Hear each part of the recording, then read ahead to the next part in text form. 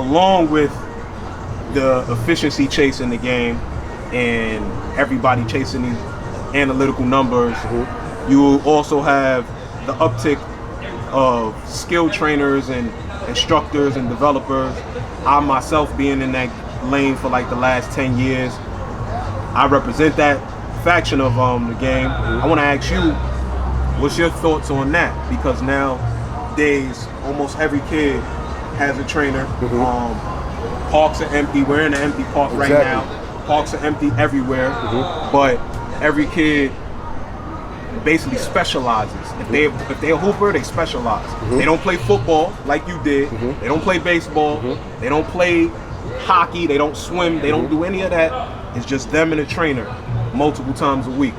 What's your thoughts on that? I mean, if you have a good trainer, I like it because you get a chance to work on different nuances of the game that whereas if you was playing AAU, there's like AAU sometimes very little D, all that kind of stuff or whatever, so you could easily pick up bad habits.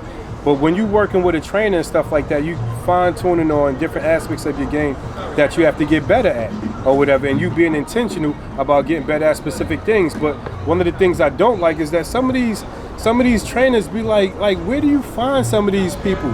Definitely, you know what I mean? A lot of scamming and gimmicky stuff going on in that. It's like first of all, like you looking at the trainer, it's like first of all, you took way too many dribbles to get to the basket.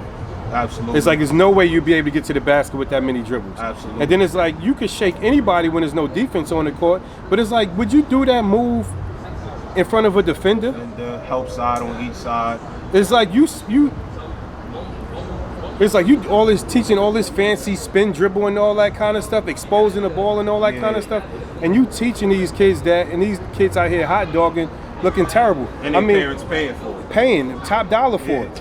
and they doubling up because they getting likes and they getting YouTube hits and all that kind of stuff on your dollar. Right. They just trying to get fly on you. It ain't even about them training you and teaching you anything. It's about them showing off and getting off. You know, it's like I respect the people who deserve to be respected, but a lot of these kids out here, they just need to go out there with themselves in the basketball in the rim and just shoot the ball. Work on your hand.